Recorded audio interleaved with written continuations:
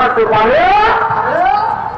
বন্ধুরা, এখন যদি আমরা বলি, আমরা যদি জিকির না করি, আল্লাহর স্মরণ যদি আমরা না করি, আল্লাহকে যদি আমরা না রাখি, আল্লাহ পাক রব্বুল আলামিনের স্মরণ যদি আমরা না করি, জিকির থেকে যদি নিজেকে গুটিয়ে রাখি, আমাদের কি হবে? আল্লাহ পাক রব্বুল আলামিন আমাদের কি করবেন? কোরআনের কাছে প্রশ্ন করে বলবেন, কোরআন বলো, যদি আমি দুনিয়ার জমিনের ভিতরে জিকির না করি, আল্লাহর নাম স্মরণ না করে যদি আল্লাহকে না ডাকি, তাহলে কেমনে কি করবে? আল্লাহ পাক রব্বুল আলামিন কোরআনুল কারীমের 321 নম্বর পৃষ্ঠা সূরাতুত তাহা 124, 25, 26 নম্বর আয়াতের ভিতরে স্পষ্ট করে ঘোষণা করে দেন, এই দুনিয়ার মানুষের বান্দারা, এই দুনিয়ার জমিনের ভিতরে যারা আমি আল্লাহকে স্মরণ করবে না, আমি আল্লাহকে রাখবে না, আমি আল্লাহর নাম স্মরণ করবে না, দুনিয়ার জমিনে যারা জিকির থেকে নিজের মুখটাকে লুকায় রাখবা, নিজেকে পৃষ্ঠ প্রদর্শন করবা, যারা দুনিয়ার জমিনের ভিতরে তাফসীরুল কোরআন নাযিল করবে না, আপনি দেরি মজলিসে আসবে না, আল্লাহ পাক রব্বুল আলামিন বলতে বলেন, ওয়ামান আ'রাদা আন যিকরি ফাইন্না লাহু মাঈশাতান দানকা ওয়া নাহশুরুহু ইয়াওমাল কিয়ামাতি আ'মা ক্বালা রাব্বি লিমা হাশারতানি আ'মা ওয়া قد كنت بصيرا قال كذلك أتتك آياتنا فنسيتها وكذلك اليوم تنسى আল্লাহ পাক রব্বুল আলামিন কোরআনুল কারীমের 321 নম্বর পৃষ্ঠা সূরাতুত তাহা 16 নম্বর পারা 124, 125, 126 তিনটা আয়াতের মধ্যে আল্লাহ পাক রব্বুল আলামিন বলেন, পক্ষান্তরে যারা জিকির থেকে নিজেকে গুটিয়ে রাখবেন, যারা জিকির করবে না, যারা কোরআনের মজলিসে বসবে না, যারা কোরআনের কথা শুনবে না, যারা আল্লাহর কথা শুনবে না, যারা আল্লাহর জিকির থেকে নিজেকে গুটিয়ে রাখবে, আল্লাহ পাক রব্বুল আলামিন দুনিয়াতে একটা শাস্তি দিবেন, আখিরাতের জমিনে একটা শাস্তি দিবেন। দুনিয়ার শাস্তি হলো আল্লাহ পাক রব্বুল আলামিন তাকে বলেন, বান্দা, এই দুনিয়ার জমিনটাকে আমি তোমাকে এমন ভাবে সংকীর্ণ করে দিব, এই দুনিয়ার জমিনে তুমি শুধু হাউ তাস করতে থাকবা, কোনো কিছুই তোমার ভালো লাগবে না। টাকা বানা হইতে পারো, ক্ষমতা বানা হইতে পারো, দুনিয়ার জমিনের ভিতরে কোটি টাকার মালিক হইতে পারো, অন্তরের ভিতরে শান্তি হইতে পারে না। কথা বলা ঠিক ঠিক না?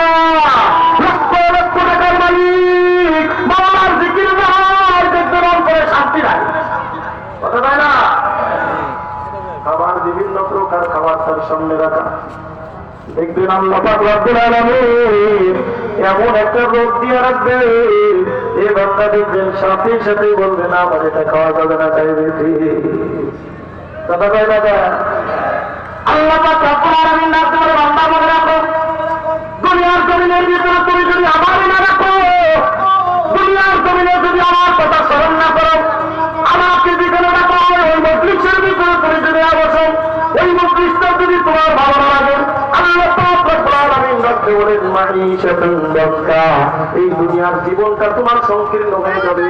দুনিয়ার ভিতরে কোটি কোটি টাকার মালিক হইতে পারো, এই দুনিয়া তোমার কাছে ভালো লাগবে না, এই দুনিয়া তোমার কাছে একটা আফসোস আর আফসোস হইতে থাকবে। একজন প্রতিবাদী দিনদার দুনিয়াদারকে জিজ্ঞাসা করবে, ও ভাইজান কেমন আছে? দেখবেন বলার সাথে সাথে বলবেন, না, বর্তমান অবস্থা ভালো না। কথা তাই না? বর্তমান অবস্থা ভালো না, সব কিছুর মূল্য বৃদ্ধি হয়ে গেছে, ব্যবসা বাণিজ্যের অবস্থা ভালো না, অবস্থা চলাফেরার অবস্থা ভালো না, সব কিছু প্রায় সীমার অতিক্রম করে গেছে। দেখবেন সর্বপ্রথম জমানে থাকবে নাশুকরি, ওর মনে হয় কোটি কোটি টাকার মালিক, কিন্তু তার দিনের ভিতরে কোনো শান্তি আসবে না। আল্লাহ পাক রব্বুল আলামিন এই দুনিয়ার জীবনটাকে তাকে সংকীর্ণ করে দিবে। আর দেখবেন যে বান্দা আল্লাহর জিকির করে, আল্লাহর স্মরণ করে, ওই বান্দার সামনে যখন জিজ্ঞাসা করবেন, আসসালামু আলাইকুম হুজুর কেমন আছেন, আসসালামু আলাইকুম ভাইজান কেমন আছেন, দেখবেন মাত্র 5,000 10,000 টাকা বেতন পায়, মাত্র 15-20,000 টাকা বেতন পায়, নিজের করা সব কিছু নিজে। এরপরে দেখবেন আর একটা হাসি দিয়ে বলবে, আলহামদুলিল্লাহ। কথা তাই না? আলহামদুলিল্লাহ, আল্লাহ পাক রব্বুল আলামিন ভালো রেখেছেন। দেখবেন সব থেকে দামি কাপড় পরে, সব থেকে দামি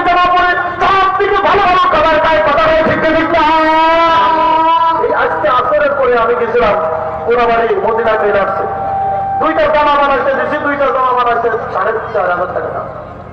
কয় টাকা? কথা নাই না, 4,500 টাকা দাম, মাত্র দুইটা জামার দাম। আমি জিজ্ঞাসা করলাম, ভাই 4,500 টাকা তো দাম পয়সা দিলেন, বেতন ভাই কত? হুজুরদের টাকাই কোনো সময় বেশি পাওয়া হয় না, কারণ বরকত দিয়ে দেন কে? আর একটু জোরে বলতে আল্লাহ পাক রব্বুল আলামিন ডাকতে বলে, বান্দা তোমার জবানে যদি আমার জিকির থাকে, তুমি যদি আমাকে স্মরণ করো, তুমি যদি আমার দরবারে ডাকতে পারো, তুমি যদি আমার রাজিয়ার খুশি অর্জন করে নিতে পারো, আমি আল্লাহ পাক রব্বুল আলামিন এই দুনিয়ার জমিনটাকে তোমাকে সুখ আর শান্তি দিয়ে ভরে দেব।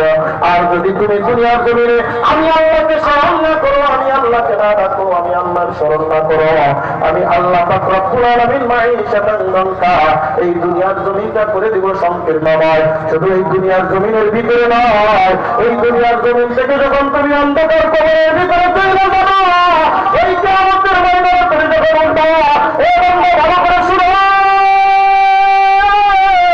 দুনিয়ার জমিনে আমি আল্লাহর রাখুন হয়, দুনিয়ার জমিনের ভিতরে আমি আল্লাহর স্মরণ করে আল্লাহ পাক রব্বুল আলামিন ডাকতে বলেন, বান্দা ওই কিয়ামতের ময়দানে আমি আল্লাহ পাক রব্বুল আলামিন তোমাকে বন্ধ করে উঠাবো, তুমি চোখে কোনো কিছুই দেখতে পারবা না, কোন দিকে ডান কোন দিকে বাম দেখতে পারবা না, তুমি ওই জাহান্নামের আগুনের ভিতরে নিক্ষিপ্ত হয়ে যাবা।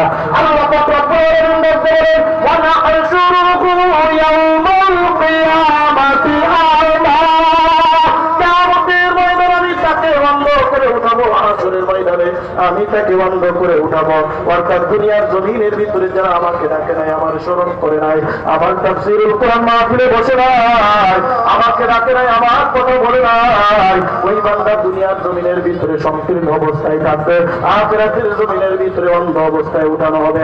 আল্লাহ পাক দেখেন আমার তার কথোপকথনগুলো উল্লেখ করে দিয়েছেন, জোরে বলেন আল্লাহু আকবার, আরো জোরে বলেন আল্লাহু আকবার।